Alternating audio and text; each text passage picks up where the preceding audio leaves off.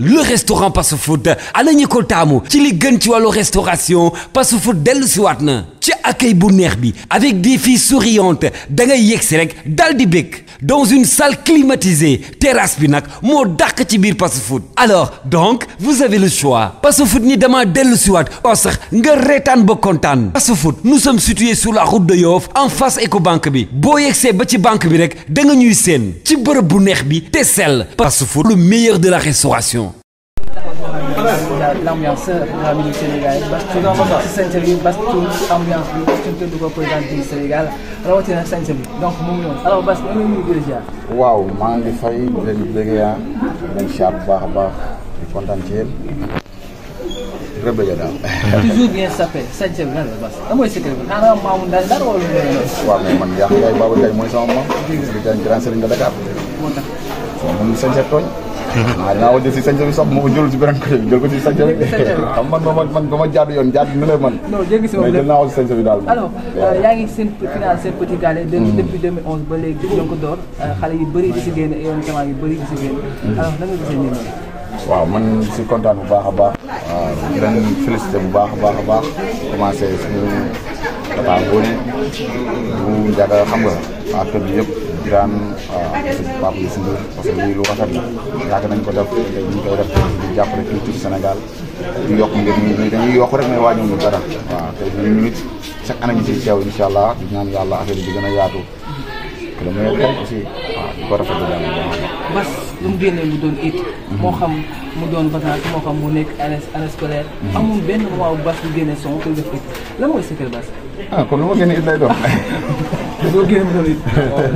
non mooy loolu man maa ngi génn rek en tout cas daal en tout cas moom xam naa ne li may def bëgg naa ko xam nga te li may def aussi gëm naa ko. mën nga ko xam nga ah mën non yàlla rek a mën xam nga àdduna moom nee nañ xaw ma lu waay doon mu dëgër lu waay forme wot man doonu ma ko mais loolu dama naan te ji daa fekk foroon milliard ku for milliard da koo dal waaw dama for dëgër rek loolu la waaw naa la dëgër daal. c'est pas les marabouts. c'est Dieu. faut imaginer loolu Bass c'est pas les marabouts c'est Dieu da ko dégg tout le temps ngay jàng ko di ko dégg mais. ku la waxoon bis dina ñëw artiste moo nekk Sénégal muy lu mel noonu. Afrique de l'Ouest yëpp di ko déglu. mu lay def ça fait quoi. waaw man li may njëkk a def mooy tey jii xam nga boo nekkee ñu nekk suñu dëkk fii ñu dëkk muy Sénégal ngay def dara mu dem tey jii bay jéggi frontière. dem tey jii waxuma la ci yenn dëkk Afrique yëpp xam nga ñu jël ko di ko déglu loolu rek ça fait plaisir. da nga naan kay loolu kon yàlla mi ngi def affaire yi mi ngi yaatu ndax nit boo defee dara foog ni yow la yaa ngi jum ndax kenn mënul. suñu borom rek a mën parce que li may def tamit maa ngi koy def nii nit ñi aussi tamit man aw ma seen fay ndax man nag ñoom ñoo ma bëgg te yàlla tax. léegi nag ñoom bi ma bëggee nag man li ma war mooy man may liggéey di leen indil loo xamante ni ñoom tamit dañ siy gis seen bopp ñoom dañ siy kontaan ñoom danañ xam ne carrément xam nga affaire yi kat kii tamit ñu ngi gën a évoluer ñu ngi gën a góorgóorlu loolu kese la moo tax nag may toog tamit di xalaat lii nekkul sax loo xamante ni du son benn 2 jours wala dara son ay heure la nii di tee rek xam nga benn guddi ay 2 heures du matin nii rek toog waaw fokk ne mu ñëw toog studio man ak moom kese nekk ci vite fait ñu géré ko waaw nekkul kenn koo xamante ne moo ma ne xalaat am naa idée bi pour lii wala dara déedéet maa toog man kese xalaat affaire bi toog géré ko franchement normal avancé loolu kese la waaw. bettu la Sénégal adopté ko nii sax maa ngi wax Afrique de l'Ouest yëpp di ko dégg. non man lii bettu ma man du ma bett xam nga ndax du ma bett parce que man tey jii nii ba ma génnee première son ba ma demee France dafa am tey jii koo xamante ni artiste la waaw sama yenn gaaneel kii ne la ko mu toog ndax affaire bu mu génne nii kon yëpp lii affaire bi vite fait la nii xam nga benn affaire éphémère la lii day jàll yow mu dem daw toog Europe wala dara xam nga léegi nag man loolu moo ma gën a motiver sama life quoi xam nga parce que nit amaana tey jii lu yàlla def si yow rek xam na lu tax quoi man damay nekk xale ba tey maa ngi fooy aar am na ñoo xam ne ngay gis ni dañuy foog da ngay doog a dugg si affaire yi wala affaire yi dañ si doog a nekk mais xam nga demeewul noonu dañ ci nekk tarbiyu ko di ko fooyee di nëbbatu di ko def ñu la koy tere bàyyi doo bàyyi dëgëral affaire yi xam nga dem ba mu toll foo xamante ne nag waaw yaa ma gën a xam ne li ma mën a xamal ba xamal leen mooy li ma jóob a gën a méttiwaat sax incha allah. incha allah waaw loolu moom xam naa ko waaw. alors Sénégal yëpp ñoo koy xaar parce que à chaque fois Bass bu ñëwee Sénégal yi sont jugee ñu koy bëgg mais fi mu toll nii aar bi ngeen nekk mu am gis bi nga xam ne moo dal seen kaw nga xam ne Abdou Aziz yan témoignage nga def si loolu. waaw day ñaanal fi mu nekk gën a ko fi mu jógee parce que métti na ñëpp ko xamul sax boo déggee mbir mi sax waaw boo nee nit war na la taxani ñaan yàlla yokk leeram wala dafa ko taw fa mu nekk waaw. moom nga ñu ñaan relation. waaw pourtant man sama clip yi mu mujjee génne nii bañ koy monté pat man amante wuñu woon numéro nag maa ngi moom xamante nañ nag xam nga. kon parce que mën na clip am ñu waxtaan mu ne ak mën a sañ parce que nga mën sa solo daf ma neex affaire yooyu ndeysaan Fat mu ngi toog man Fat ak sama gars yi ñu waxtaan nii affaire yooyu ba ma naan ko sax non clip bi di ñëw moom mooy loolu foog nga ñëw yëngal ko incha allah bilaay ñuy waxtaan mu nekk nit ku baax tamit xam nga si bu ñu déggantee waxtaan noonu xam nga mooy loolu quoi mais franchement ñu ngi koy nakarlu bu baax a baax a baax. d'accord Bass lu muy yëngalee musique sénégalaise ñoo la yëngalee nga xam ne mooy showbiz à chaque fois coow day bëri maanaam si côté parce que nan lay gënee ngeen gëmëri chronique yi nga xam ne mooy si ex-soxna la woon ngeen def ay témoignages yu rafet te pourtant Sénégal daaw ñoo xool loolu ñu gis divorce bu amee ku jékki rek yàq góor mais yow si gis sa jabar dafa def ay témoignages am solo Sénégal yi tamit gën nga seen ndaw gën nga seen ndaw gannaaw ba nga déggee leen témoignage yi la def waaw fii ku am sa jabar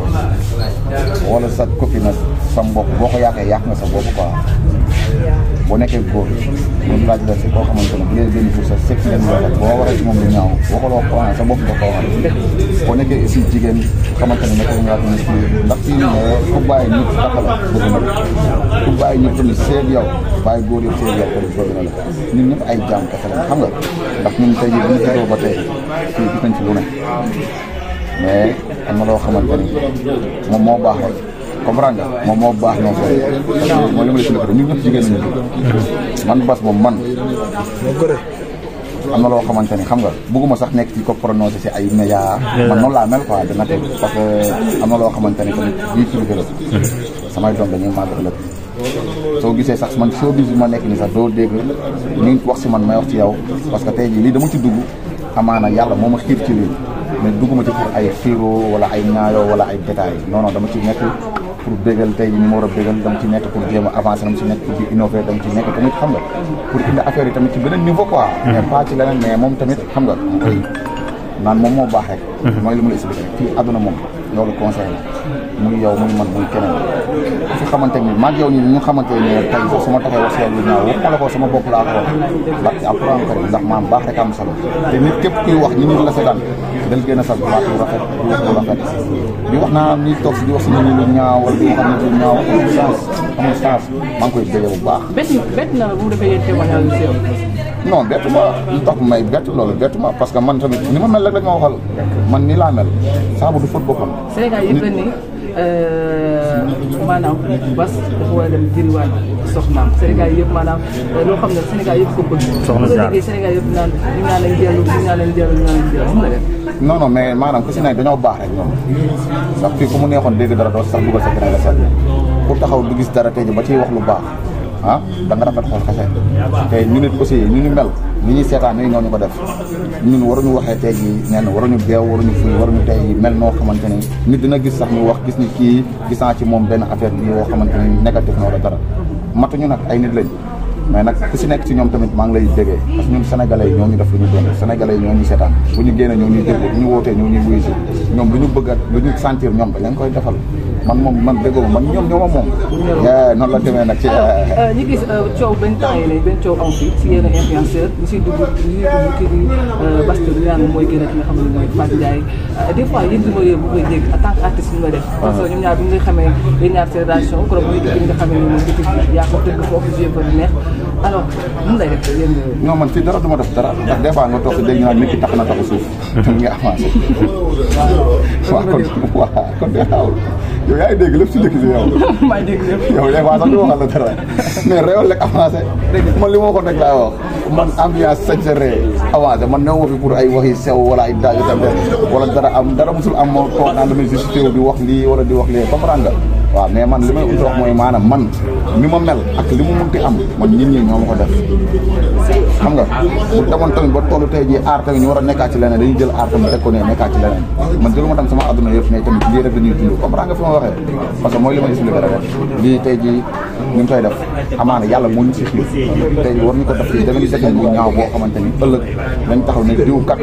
waxoon na fi lii wala defoon na fi lii moo tax nag xam nga fii moom tey jii ñaari génn nga.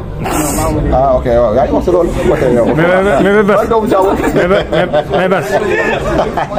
Bas qu'est-ce que ça te fait maanaam critique yi nga xam ne des fois dañ koy dégg ci gars yi quoi ñu ci bëri naan Bas mënul way te heure boo génnee son mu def it laal 1 million de vues wala nga laal ay vues yu bëri macha allah. waaw mais même pas 24 heures mais gars yi ñu ci bëri parfois damay dégg ñu foofu ñoom ñu mun yàlla ma romb.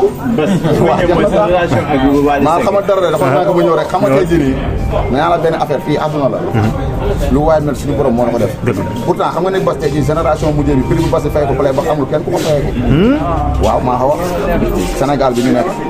musuma ko doxee musuma ko waxee man maa ko wax vues yi tamit yu ma am tey jii ci biir YouTube ci mbalax sama génération dama nga xool ñëpp mbalax yi laa la sama génération man laa la wax nga xool kan moo ko ci am léegi lan mooy vue lan mooy xaalis lan mooy ay mën-mën lan moo tax ñu naan mën waaw voilà lan la yooyu yëpp du dërëm man li ma war a def laay def ku nekk kii nii ñuy def lii wala laa c'est pas le mara bu sa jël loolu ku ko dégg tey jii amul lu mu la mën a jëriñ je m'en fous de ça parole yi ñu ci wax yëpp ku ko dégg amul lu mu la mën a jëriñ te loolu bëgg xam naa da ngeen bëgg nag léegi xam naa man ma dugg terrain football la lépp man du ma joué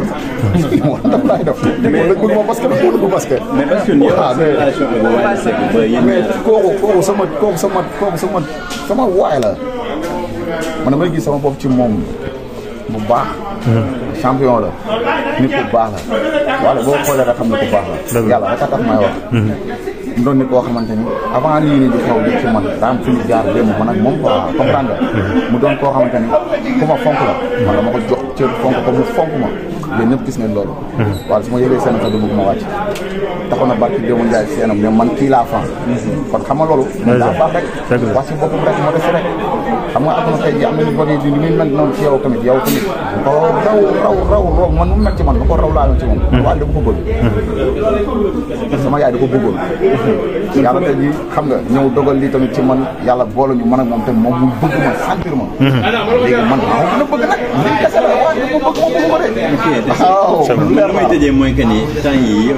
looy gisee nit ku yor vidéo jàmm mu def si le motif wala dara lan nga koy conseillé en tant que influenceur. non man moom côté yooyu moo si conseillé xamul tax man li ngeen def nii tey sax xam nga ni sama waay ngeen. man sax bëgguma woon maanaam parce que fii da ngay wax kii gisee nii.